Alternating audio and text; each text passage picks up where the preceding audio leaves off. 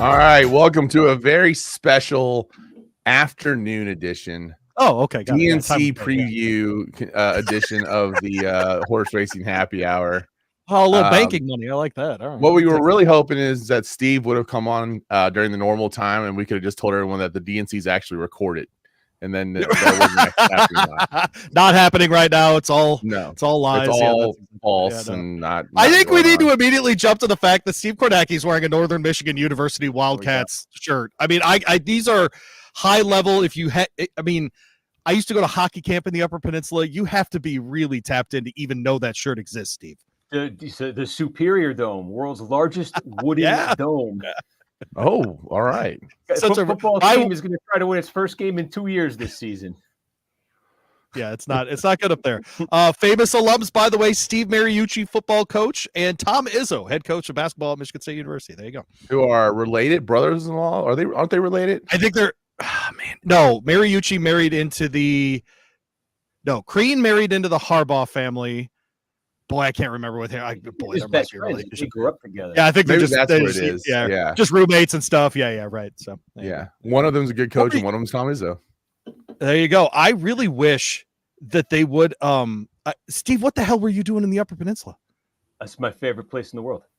I love it. There it is. Let's go. Yeah. There you go. My wife had a job offer right out of school to take over a practice in Marquette. We were legit this close to moving to Marquette, Michigan, of all things. Yeah, that's a cool city. Oh man. Love it. There you go. How about that? There it is. Worlds collide. Louie's all geeking out. Now, I used to go to Lake State a lot for hockey camp. It was great. I love it up there. Yeah. I know that you've talked to Louie a couple times since the Preakness, but you've not talked to me. And I've got to know what happened with the trophy. I need to know the world. If people don't know, we got a great picture of us actually taking this this beautifully constructed 3D printed, which Steve said that it was the first 3D printed object he'd ever seen. Was that correct? That's exactly. I was trying to figure out what it was, and then somebody told me it's a 3D printer. I was like, I finally know what these things do. Yeah. He got the trophy for winning the Derby draft. He did win the Derby draft. That's real. And what was the journey of the trophy? And I'm assuming it's in some garbage can now. So where is it now? I mean, there's what I hoped it would be and what it ended up being, because it's like the first trophy I got since a participation thing probably 25 years ago. A very exciting moment for me. And so I was like, I'm bringing this back to my office. I'm in my office now. It would have been right behind me. I had a place set up and basically just crumbled apart in the hotel room. So I left it for the. We can blame Zach. It's all Zach's fault. Zach for the poor craftsmanship. It's all Zach's fault. So thanks for buying a very expensive 3D printer and trying to contribute to the show, and in a meaningful way where we get a very nice picture next to the winter circle in Pimlico. At least the picture we can have forever. Picture happened at least. Yes, that's right. Yeah. We'll send you the picture so you can have that up instead of the trophy, and then you can always look at Mike and Louie and be like, "What?" I got it saved somewhere. It's a keep. Yeah. Okay, all right. Well, Steve, we're heading into the Traverse, and obviously, I mean, essentially the last two restricted big 3-year-old races coming up in the next month. Here we get the Traverse, we get the Pennsylvania Derby. We're hearing, Stronghold Dragoon Guard for that Pennsylvania Derby. We get Torpedo Anna in this field here. I kind of wanted to open just kind of generally speaking about, this 3-year-old class itself. I think Dornock's at the top. I think it's pretty clear he's at the top of this. And Mike and I were talking right before the show, may have a chance to cement that spot, frankly, for the rest of the year if he's able to win this weekend in the Traverse against this collection of characters, if you will. Where are you on the 3-year-old class? Do you agree with me, disagree? Yeah, I think it's about right. I think it's basically undisputed that right now, as we're having this conversation, Dornock is number one. But I think, the Traverse can be the race that kind of, resets the pecking order here, because I look, if Torpedo Anna ever got this done, or for that matter, look, what if Fierceness comes and runs that monster race? It got the win in the Jim Nandy, but what if it's not just the win here? What if it's a runaway? It's like we saw in some of his other races. So Fierceness could still get back in there. A couple opportunities. Even, hey, look, Sierra Leone, so close. Sierra Leone wins this one. I think is a contender again. Just saying, the only thing I'm going to do is put that place bet on Sierra Leone. So that's the only thing will come in second. All right. Do you have a feeling about that, Mike? Or do you have a strong feeling about who the top 3-year-old is right now? Well, we talked about it. I mean, I think it has to be Dornock's in the driver's seat, and I still think he's very much disrespected, and people are like, eh. Like, I don't think anyone believes he's the best 3-year-old, but they almost had to feel like they had to give it to him for what he's done. And they're just poo-pooing on the fact that he, won the Haskell and won the Belmont. And so it's like, you know, and he was not great, but not terrible in the Derby. It wasn't like he was awful. Right, And, right. you know, I know we always talk about a top 10 finish in the Derby is good, and he was just outside of that. So I don't know. I mean, I look at it and I just think that it's got to be Dornoch right now. And, you know, I still feel like there's one of these late shooters. And you and I were talking a little bit about corporate power before the show, too. It's like, is there going to be that year like we had with Airgate where Airgate basically came out of nowhere, won the Travers, and then just won everything for the next year and a half? And, what if it's unmatched wisdom, like you mentioned? Yeah, like could it be another horse in this field or in this group that jumps up and does it? And you know what? The other thing we don't have yet is a couple years ago, Steve, when you and I first had a clips of a clip NTWB class, that I voted for Modern Games because I just thought, you know, winning a Grade 1 against Open Company in Canada and then winning a Breeders' Cup race was the best thing that a 3-year-old did. I was hoping we'd have another horse like that this year at least on the colt side, because then I think it'd make it a lot easier. But listen, Louie, if City of Troy comes over here and wins and is impressive and wins a Breeders' Cup race, I'm not opposed to taking a weak 3-year-old class and saying, dude, this horse is by far better than everyone else, and putting City of Troy in that list. Yeah, maybe. It's just, you know, one race in North America to win the Eclipse would be a little more difficult, I think. But at least with Modern Games, there were a couple of races. But yeah, I mean, Steve, outside of that, is there someone in this race that you think can, you know, outside of, say, a Dornoch, that could actually really, is it Fierceness that has the best chance to become 3-year-old of the year by winning the Travers? I kind of think so, because people will return to the early hype, and I mean, you can't erase the memory of the 2-year-old, you know, of the juvenile last year, and some of those just monster numbers. And I think if Fierceness can put up, again, I'm kind of thinking not just a win, but you know, a 108 buy or something like that. Along, you know, I think a lot of that comes right back into place. Yeah, good stuff right there. So, I mean, Louie, you want to do a little bit of the Manscaped read, and we'll get into the Manscaped read. How about that? Yeah, no, just a reminder, great friends over at Manscaped, manscaped.com. If you're like me and there are no more reasons to go see the barber, go ahead and get in. They now have lots of different options for cutting above your collarbone, if you will. So check them out, manscaped.com, promo code horse racing, 20% off your bill, applies to sale items as well. So get in there, free shipping to your house as part of our promo code. So horse racing is our promo code, all one word, over there at Manscaped, manscaped.com. Great folks over there. What is it, Mike? God, we talked about this last week. Beard oil or beard conditioner? Which one are you using? I'm a conditioner guy. I'm a beard conditioner guy. Got it. Okay. How about that? Okay. Yeah. Steve, these are things you and I don't have to worry about. So there you go. Give me 3 weeks and I might get some stubble. So okay. Right. I'm with you, buddy. There it is. I just want on like something on common after Tuesday in November. I wanted to make it look. I want you to look like you've been through the ringer, like you've been doing like a 72-hour bender and stubble and just bottom of a well trying to dig out. Yeah, right. Yeah. I'm sure he feels that way. Who cares at the end? Yeah, right. Oh man, how are you holding up, Steve? What does the convention Thursday look like for Steve Kornacki? Like, what does your day look like? Well, I'm going to be on sometime around 11:30 tonight. We'll see how much they keep to schedule. So, you know, we do get some downtime during the day. They didn't send me to Chicago. I get to be here in my office. So I won't say I don't. Doesn't keep me from peeking at the Saratoga program every now and then. Do some handicapping. I like it. Okay. All right. Let's do it. Yeah. All right. Well, let's see. We're going to start again. It is a big day. 5 stakes races, 2 Breeders' Cup challenge races, including the race we're going to start with, which is race 9, the Resorts World Casino Sword Dancer. It's a grade 1, mile and a half on that inner turf course. Louie, let's go with you. Who did you like in this one?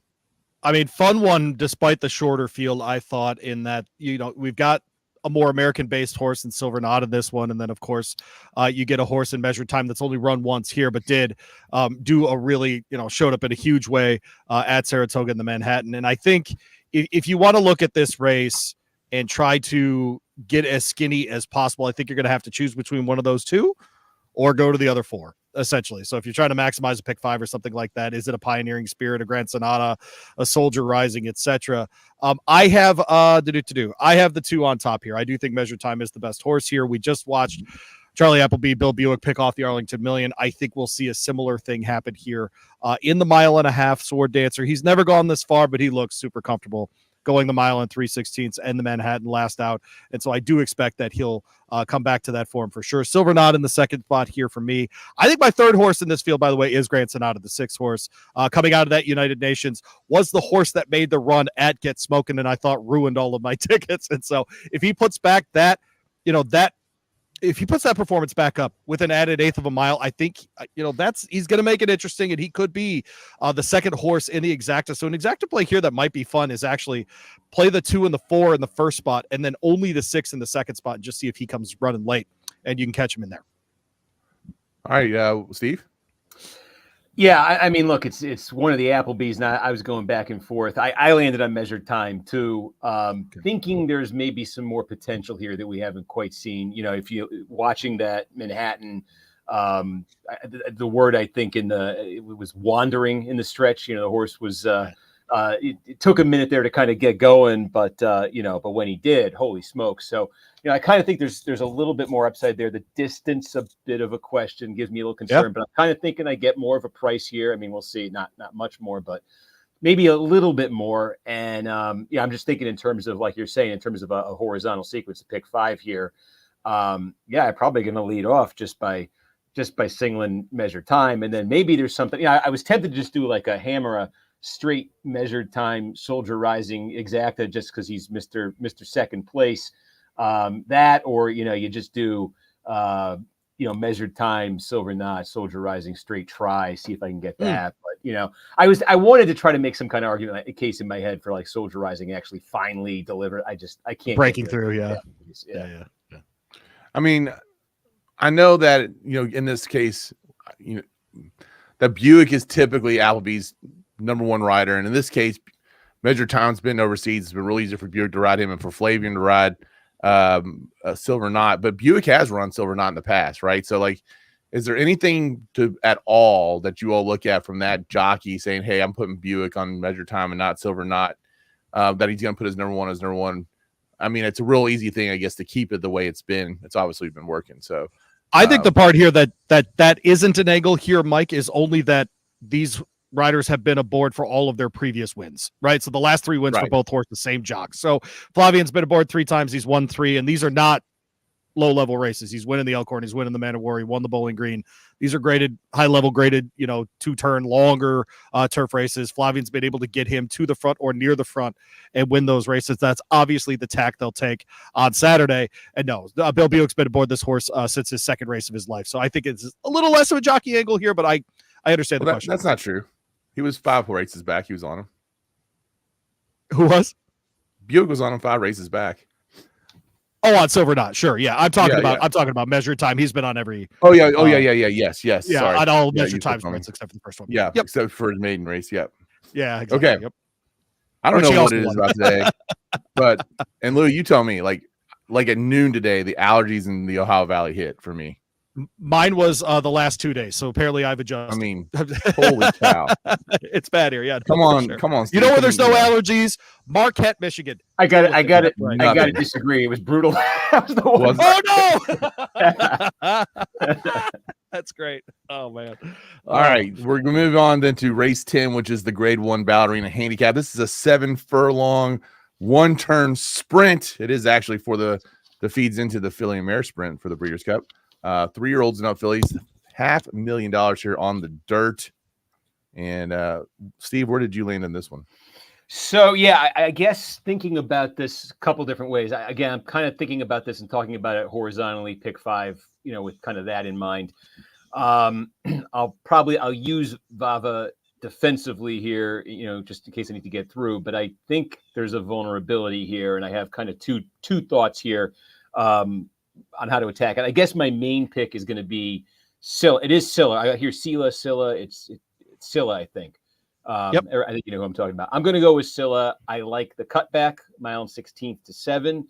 I think when you look closely at the past performances, there's a I think one turn might be the secret sauce here. I think Mott, I like Mott's been kind of on a roll here. I think this is a good spot in terms of the pace too. I think potentially just gets the, ability to come from off of it potentially with a lot of speed, because I think you're going to have, Money's Gold, from the outside, and just I think there's a good setup potentially there for a horse cutting back for a good trainer. So I like Scylla, and the other one that I'll use probably in an A category, A column, would be Money's Gold.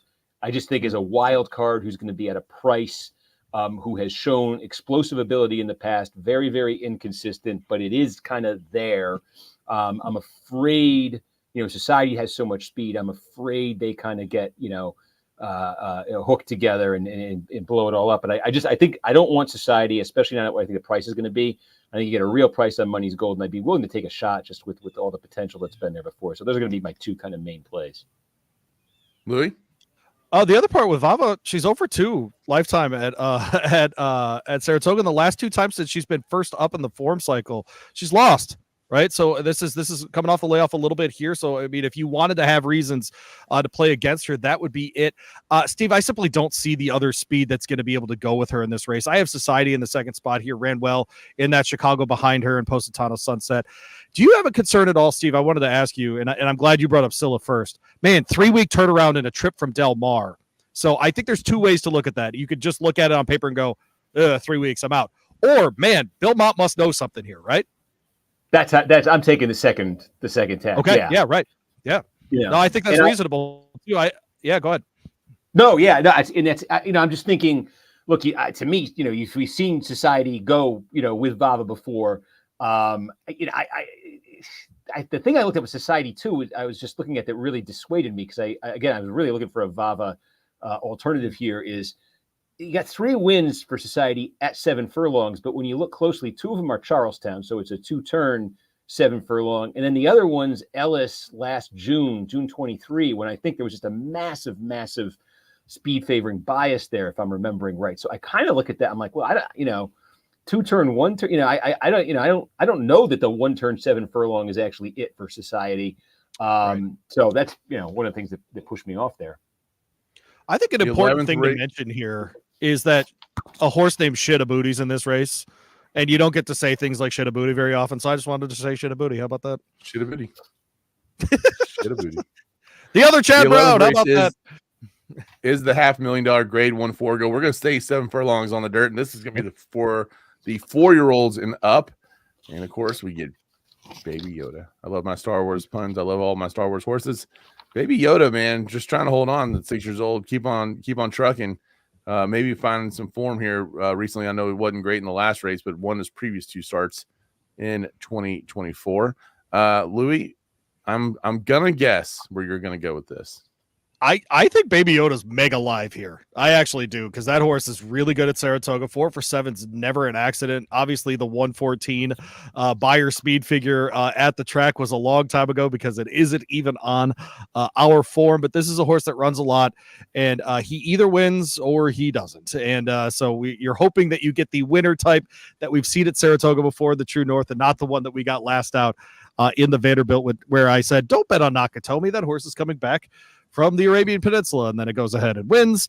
I do like the move to Tyler Gaffalione here. I think that's actually a legitimate upgrade here from Eric Hansel. I talked to Tyler this morning, and he said the best thing about riding Baby Yoda is that Yoda is his wife's favorite Star Wars character. So there you go.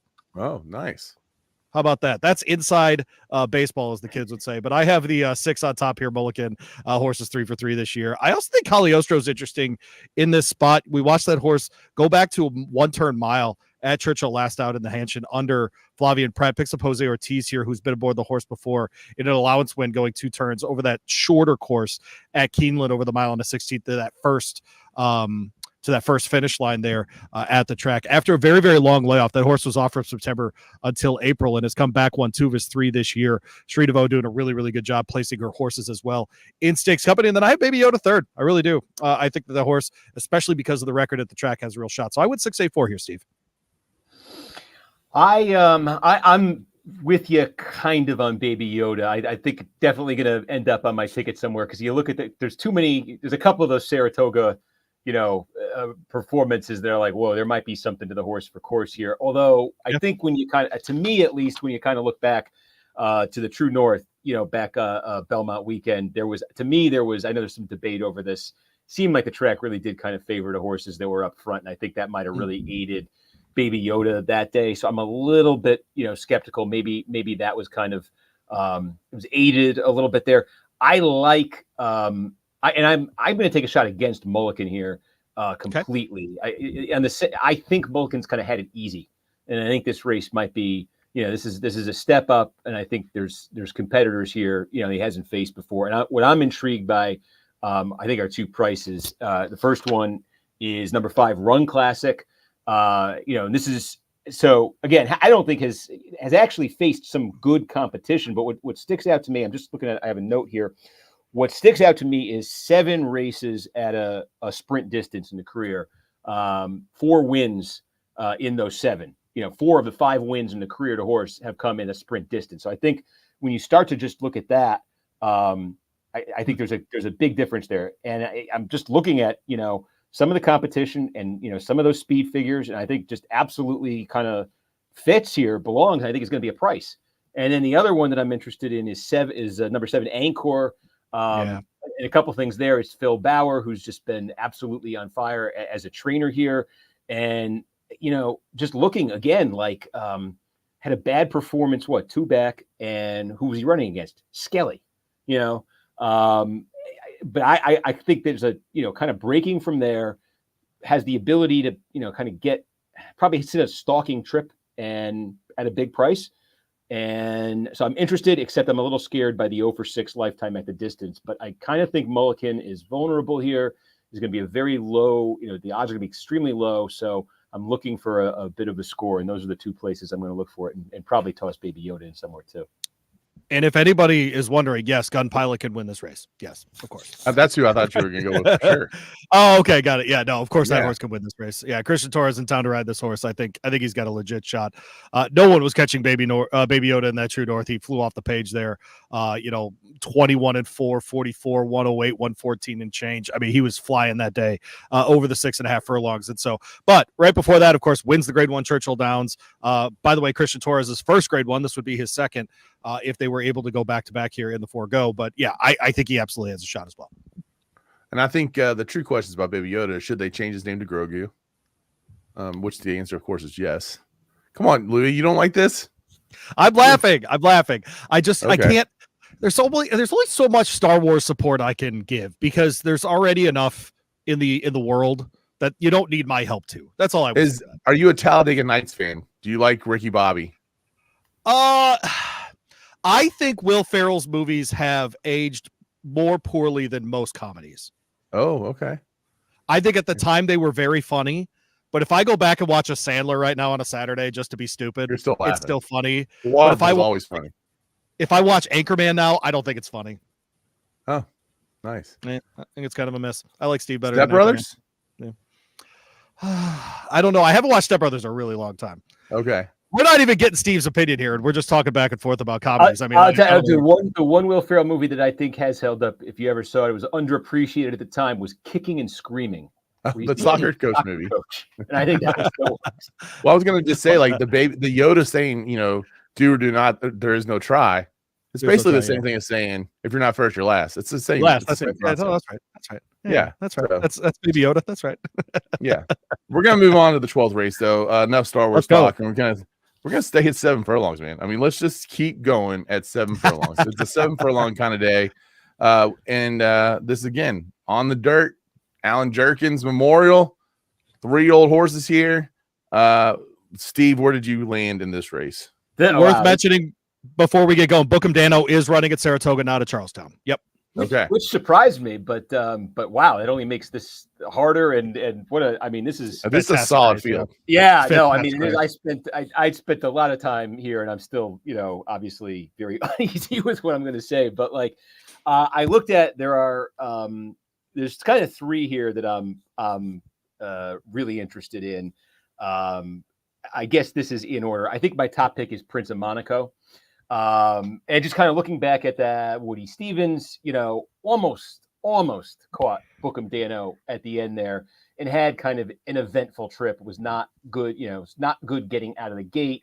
And, I think to come that close against Bookham Dano, who had a much better trip, I think, and I'm looking at 4-1 on the morning line, at least, and in this field, that's probably about what you're going to get. I think that's great. So I like Prince of Monaco. I think just a better trip could make all the difference right there. I like Speakeasy. It's a huge step up. This is the number 2. It's a huge step up, but I remember watching the allowance win a couple weeks ago, or about a month ago now, I guess. And what I wrote down was a huge rally into blue fractions. And just seeing, obviously, in a race like this, how much speed there's going to be, and just, an ability there, I think, to come from a little bit off of it. And it's a huge step up, but I think it's worth a shot, a triple-digit buyer in the first race, too. And the last one is, this is my little knee, who's, the 11 horse here, almost beat Bookham Dano at Monmouth. And I'm saying you're going to get 3-1 on Bookham Dano, and you're going to get maybe 20-1 on Little Knee. I'll take the 20-1. All right. I think there's several horses in here that are super interesting. So it is fascinating because I do think this one of all of them, you're either grabbing Bookham Dano or you're grabbing all of them. I really do feel that way. I think if you told me you were spreading in this race, I would totally believe you. But this might be the spot then, Steve, just because I think a lot of people are going to have to spread here in the Jerkins, that it might be the spot where you get, if you wanted to be aggressive, this is the race to get aggressive, frankly. Right. And so, the other option I think is the very first race of this sequence, play against Silver Knot, play against the Applebee's, essentially. Like if you wanted to be aggressive, that would be the other spot. This race is the one where you would get a lot skinnier, frankly, if you wanted to be aggressive. But I'm with Steve here, man. Like Little D, I couldn't look away. The horse was excellent in July down at Monmouth. And then you say, oh, he lost to Bookham Dano by a nose. Yeah, Bookham Dano won the Woody Stevens by, half a length over Prince Monaco too. If we started holding lengths against horses, Idiomatic wouldn't have been the older dirt female of the year last year, that kind of stuff. So I'm a little less interested in that, but I literally have all written in my handicapping. I mean, Otto the Conqueror is 20-1 here. And that horse ran really well behind Raging Toward in the Maxfield last time.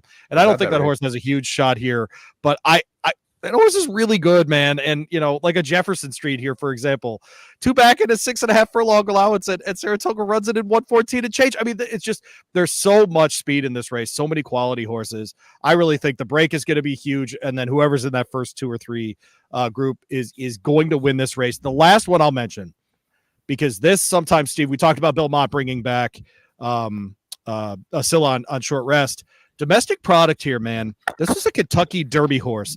And since then has gone from that 1.25 miles to a 1.16 miles, and last time out to a mile in the Dwyer over 1 turn at Aqueduct. Maybe Chad Brown thinks he's found something here where the 7 furlongs is long enough for him to be interested and keep pace. But I do wonder, man. I think if I were going for my first tier, not Bookham Dano to win this race, I think I would go to Domestic Product of all things. The biggest tragedy in this race is that Timberlake is 5-1 on the morning line. That is ridiculous. That horse should be like 15-1. He was really good in the Haskell for the first 6 furlongs. If that race is 7 furlongs long, he might win it. Well, we'll see. We'll see what happens. Think it screams all race or get real aggressive for sure. All right, we're going to go through the field here on the Travers, and we'll say get in the canoe or stay out of the canoe. I don't know. In the canoe or out of the canoe. Canoe talk. Let's go. All right, canoe talk. Let's go. Are you happy I'm going with that? I know you like your little going through the fields in the canoe or out of the canoe. Do you like it? Or do you like, the hell hell no? Yeah, right, this is great. Yeah, this is fantastic. I love this. The grade 1 Travers, 1.25 miles, known as the Summers Derby. $1.25 million was all that I could put up for the purse, but they took it. So here we go. We're going to go through the field. And you know what? I don't want to start with the 1 horse. I want to start. All right, we'll start with the 1. Brian Hernandez and Kenny McPeak are going to run it back with Torpedo Anna, who has been just absolutely spectacular in her 3-year-old season. 4 for 4, obviously winning the Kentucky Oaks, the Acorn, and the CCA Oaks. All grade 1 races. Now she's going to challenge the boys. Is she in the canoe or out of the canoe, Steve? Out. Out of the canoe. Out of the canoe. I mean, look, my heart is all. That's a great story. I mean, I'm excited it's happening. I want to see it, and I mean, look, if I've got some kind of a big score on the line, which is very, very rare, but if I ever did, and I lost her, I'd be upset. But on some level, it would be nice to see this happen. But I mean, prove me wrong. I think she's just going to be a little too slow. I think there's a lot. I'm not quite sure on the tactics here, just looking at some of these horses, but I think overall it's just going to add up to a ton of speed and the possibility. I think that maybe it's just a bit too much for her here. Louie. Man, I'm straddling the canoe, which is not good for podcasting or radio or any of these things. It's a girl horse. Here's a girl horse and a boy horse. There you are. So I really do wonder if she beat up on a really bad 3-year-old class of fillies, because Power Squeeze goes out, wins the Alabama with a 90 buyer. I mean, ain't nobody winning the Travers with a 90 buyer. And so I wonder, I think she's a fine horse for sure. Good job breeding this one for $5,000 and then winning a bunch of money. I mean, all of it. It's all fantastic. But like Steve said, story's fantastic. But I think the 90 buyer coming back on Power Squeeze turned me off in a pretty significant way. I'm not going to lie. So I'll go out of the canoe for this one. I don't want to be. I'm like Steve. I think it's a cool story. I think McPeak making this filly available for people to like visit in the mornings and stuff is fantastic. Like that's just good stuff. And I appreciate that, that he's doing that she has the temperament for that, all those kinds of things. But I'll go out of the canoe for this one. All right, so let me ask 2 questions real quick before we move on. Number one, she obviously would have just romped field in the Alabama. So you like the decision at least to try it, right? I mean, were you all in the decision to go for I it? I don't like trying it against the boys as a 3-year-old. I think you rack up, you get all the checks you can against the 3-year-olds. There's no 3-year-old horse of the year. There's a 3-year-old filly of the year. There's a 3-year-old colt. I would have stayed in the Alabama if I at least my brain tells me that. Now I don't own nice horses at all. I don't own horses at all either. But I would have tried the Alabama, I think. Steve? I like the move. You're not promised tomorrow. We know this in horse racing. You think the filly's in great form. You look at the 3-year-old male class and you say, sure, I don't see any world beaters there. Sure, take a shot. Does something to Louie's point though, and this is kind of where I was trying to go. Is it one of those things where her confidence is rolling that it could backfire and maybe cost them the Breeders' Cup distaff? I don't know about that part, but for example, like there's talk of Adair Manor running in the Pacific Classic. I think that's perfect, right? She's been through it. She's been through a bunch of races. She knows what she is. And so to your point, Mike, maybe with Torpedo Anna that could backfire. I think less. Just because she has won so many races, she knows what the winner circle looks like. Okay, now what about her? She's morning line 3-1. Yeah, is it going to go up or down? I think that's about right. Actually, I don't think she'll be the favorite, but I think that's about right. Okay. All right. Very appropriately, the horse coming out of the 2 spot is Sierra Leone. Sierra Leone loves to come in second. Actually, I'd say that, and he's 1-2, came in second twice, came in third once in 2024. It's just been a little bit. Sierra Leone is the horse that everyone loves, obviously, and just everyone thinks once this horse figures it out, he's the most talented horse out there. Is this the one in the canoe or out of the canoe on Sierra Leone for Flavian Pratt and Chad Brown? In for me. I'm falling for it. We talked about Soldier Rising earlier, the perennial, second place finisher. Sierra Leone could get there eventually, but I still think I buy into this horse can figure it out. And I think what I see here, is all that speed. I think this is really going to set up the right way for Sierra Leone finally. To get this done. And if Sierra Leone does not get it done here, then I'm saying this is the new Soldier Rising.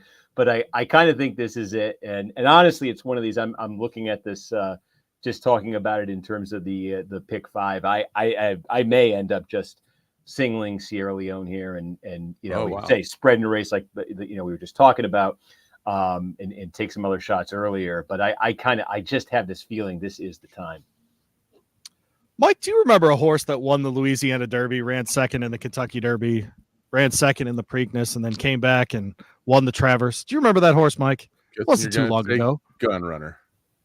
His name was Epicenter. And I really hated that horse. He really bothered me. I really thought he was a seconder for life. And then he came back and he won the Dandy and he won the Travers.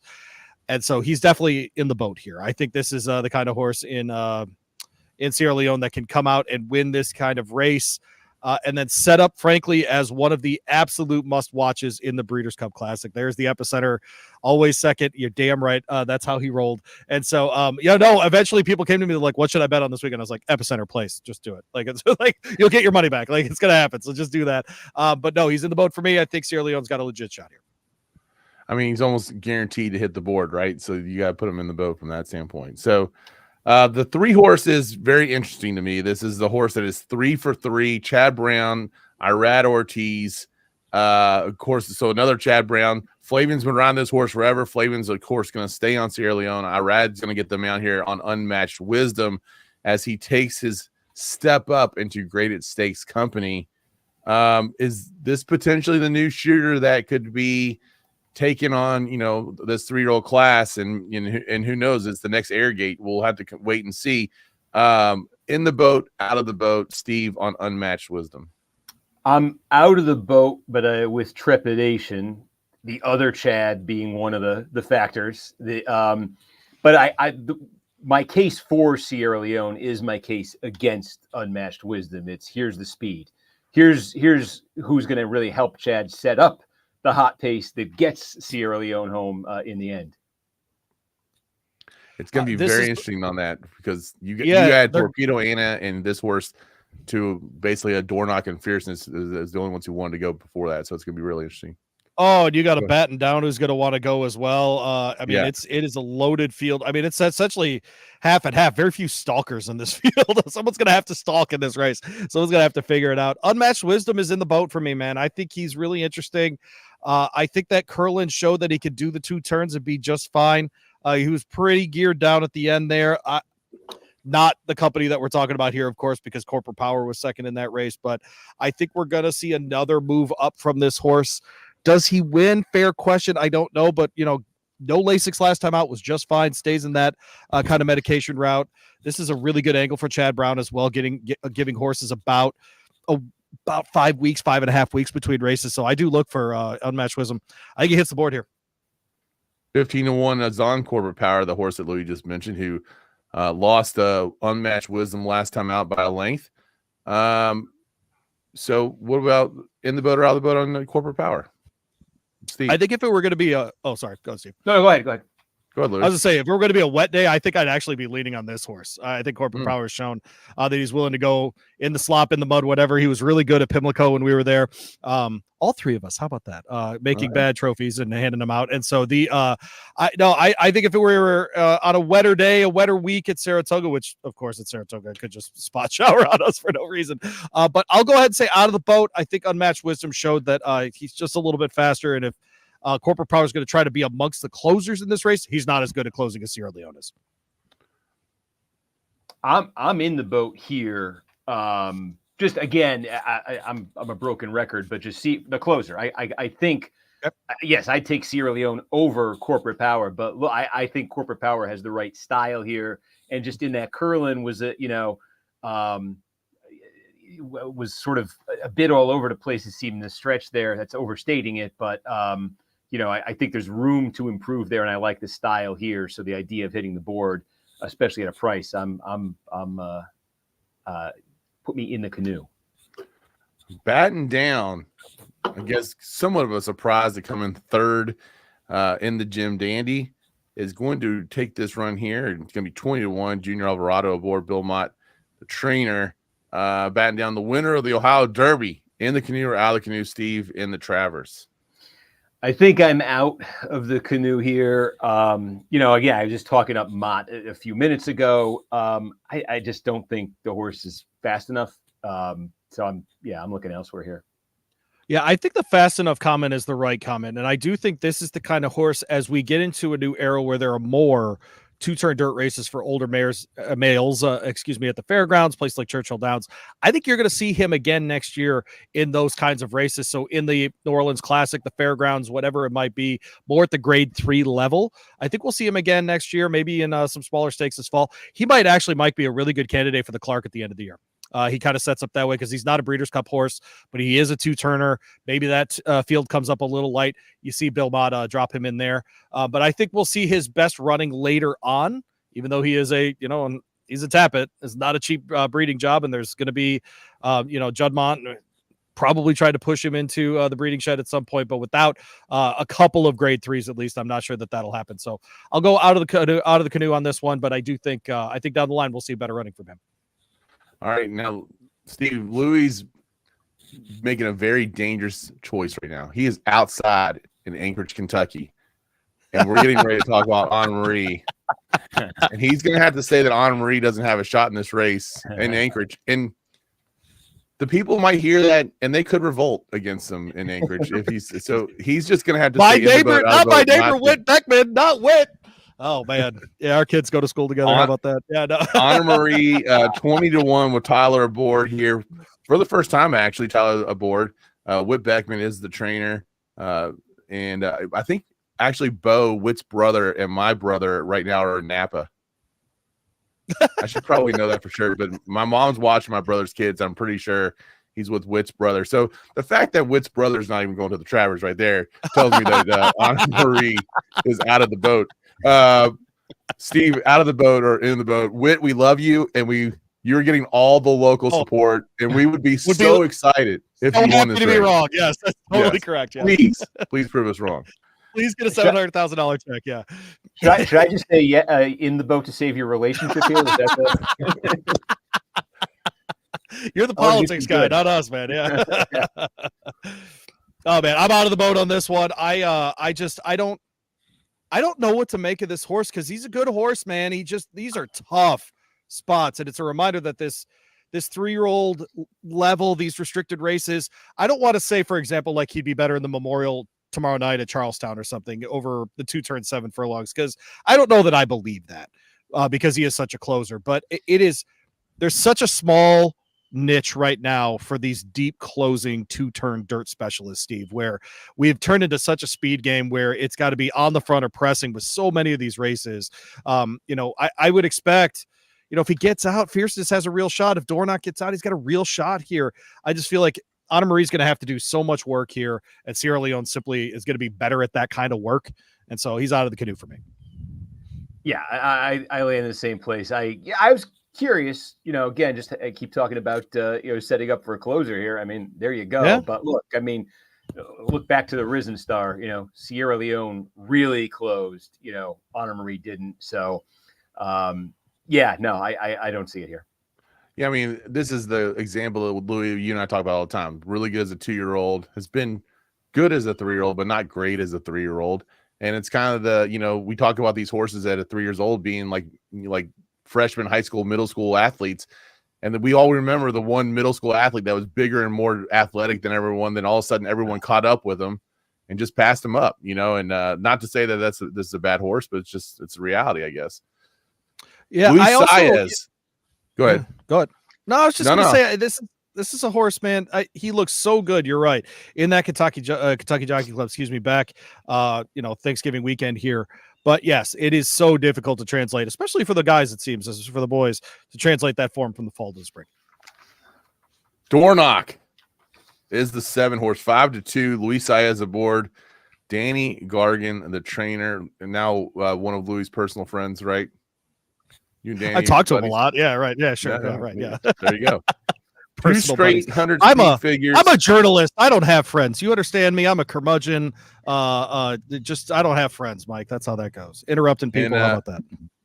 He's got something that most of this field has struggled to do, and that's a win streak at the grade 1 level. 2 straight grade 1 wins here for Dornoch. If he makes it third in this Travers, I think we're all in agreement that this is 3-year-old horse of the year. Or colt of the year, I guess I should say. Right. In the boat or out of the boat, this seems kind of stupid. I think if anyone says, is anyone going to say out of the boat on this one? Maybe Steve. No, I mean, he's not a closer. He's not my pick, but I would not be surprised. Right. I think he's my top pick actually here. I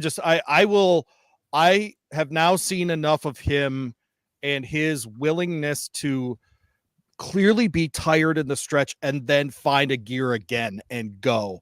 And I think that's incredibly underrated in young horses. He's won 3 in a row before between his main special weight that Remsen. He came back, won the Fountain of Youth, so it's not as though he can't do it. I've got him on top of my handicapping just because I've seen it. I've seen him do it against this group, frankly. And so, yes, in the canoe for sure. And we've seen him do it at a 1.25 miles in Saratoga. That's right. So mile and mile and a quarter. What am I saying? Yeah, mile and a quarter. Belmont. Yeah. That's right. Yep. Anything to add to that, Steve?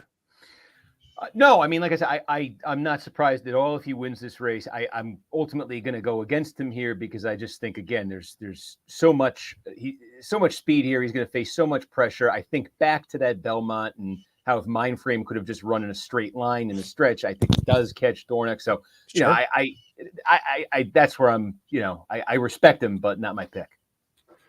The 8 horse is probably the most intriguing horse in this field, and it's the every other. It's the guy. It's Todd Pletcher. It's Rapoli. It's Velasquez, and it's Fierceness. And if this is the other, right? This should be the other. This should be the time he doesn't fire.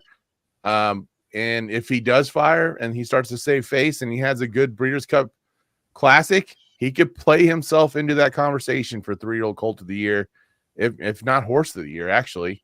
Where are we stand on this one, Louie? He's in the canoe for sure for me. And I wonder, you know, we're doing the every other thing. So let's go ahead and analyze that. Wins his first race, then he runs to the slop in the Champagne and doesn't like it, doesn't win, comes back, wins the BC Juvenile. Okay. The every other is a loss by 3 lengths in the Holy Bowl coming off a layoff. That's the every other. Okay. And then the every other after that is the Derby. I think those are all excusable, man. And so I'm going to go ahead and say, I'm not buying the every other thing with him, but rather I think he's got a legit shot this weekend in the canoe for sure in the Travers. Yeah, the every other thing I think is it's a flukish thing, but it's, you know, when you look at the, you know, closely at each race, there's a reason for most of them. Yeah, he'd be basically my you know, second pick here. Definitely in the canoe. I think it's Sierra Leone wins it. You know, I think passes Fierceness late, and I think that's, I said corporate power earlier. I think, you know, to try to, you know, juice up the try a little bit, I think that's who I'd throw in third. I put out a poll on Twitter the other day asking people who would be the favorite in this race by the time we got to post. And it was Torpedo Anna, Sierra Leone Dornoch, and Fierceness. Do you know who came in 4th in that poll? It was Dornoch. So the actual Morning Glide favorite in this race. Do you know who won the vote there, Steve? Fierceness. Steve's pick, Sierra Leone. Okay. Here I am thinking I've got some original. Yeah, okay. And by the way, I totally agree. I expect him to be the favorite here. I think he'll be like 5-2, 2-1, something like that. I think people are ready for him to break through. The second go, they tied Torpedo Anna and Fierceness for getting that money. And I'm the only thing that I'll say is I do think, Steve, and I'm sure you're of the same opinion, Torpedo Anna is going to get a bunch of money just for being a filly, right? I mean, that's fair to say. And so that's fine. If you're rooting with your money, go root with your money. I don't care. Pari-mutual game, go throw it away. It's fine. But the, you know, I think Sierra Leone's going to be the favorite by the time we get to the post on Saturday. Now you're making me rethink my opinion because I hate going with the crowd. think I came up with something not original, but something that was a little bit of, no. Oh man, no, it's not a maiden race at Churchill Downs, Steve. I can't help you with this. Yeah, no, it's not much like at Saratoga. Yeah, Louis, one more pick. Over under at 11:45 for when Steve actually goes on the air tonight. Ooh, way over. Yeah, they are party and hardy at the old DNC. You know, the only thing missing, Steve, from your timeline, I've been following because I'm not much of a watcher of conventions, but I like people that observe them for me, like you, which is nice. You didn't put in when they danced the Macarena at the Democratic National Convention, which is a top 3 political video of all time. It's I remember watching that one live. You get Hillary Clinton and cutaway shots to these Democratic luminaries of the mid '90s. What a moment! What a moment for us. What a great time in America. We used to be a proper country. Dancing the Macarena at the DNC. You understand me? Absolutely. Oh man. Good stuff right there. Oh man. Yeah, no, way over. Steve will go on air. The first thing we'll hear from Steve will be at 12:02 a.m. Oof. Sorry, thanks for Thanks for making my Take a day nap, longer. Steve. You might be right. Take a nap. Hey, I'm just in the gambling business here. I'm just setting over unders. I'm answering questions from other people, Steve. It's not me. Come on. The opinion. Oh, All right, man. He'll fight Steve for the rest of your Kornacki, day. if you or start to kind of drift a little bit around 10:30 or 11 o'clock, what is the go-to pizza place by where you are doing the show from since you're in New York? Oh man, it's going to be closed at that hour. There's actually we're in, 30 Rock here is one of the cool. It's legitimately one of the coolest things I've seen in a long time. It's called Ace's Pizza, but what they decided they're an 80s themed throwback pizza parlor. And so they got an old school big TV from the 80s that's playing television shows or sports events from the 80s.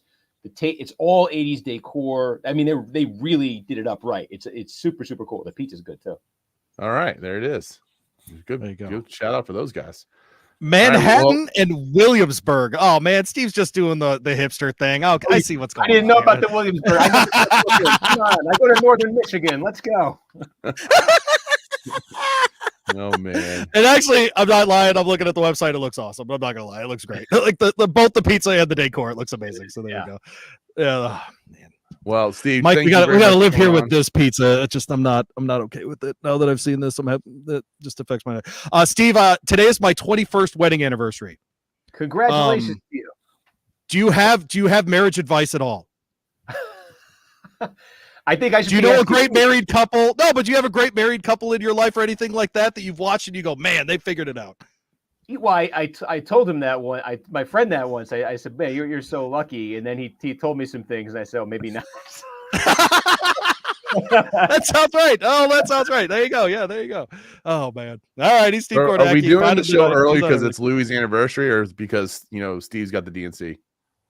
Yeah, I don't know. Yeah, works out for both of us. But right. Guys, I always appreciate having me on because this is. I mean, I just do this recreatively. I usually just listen to these podcasts and learn. So it's fun to kind of take my opinion with a grain of salt, obviously. But it's fun to be part of it. We love. Hey, we made money. We made money last time you were on, Steve. Don't do that. That's all right. We made some money. So yeah, we love it too. So thank you very much for joining us, Kristen. Thank you for putting up with Louie for 21 years. And yeah, there it is. So we're gonna pay the tab. We're gonna get out of here. This has been the Horse Racing Happy Hour. Music.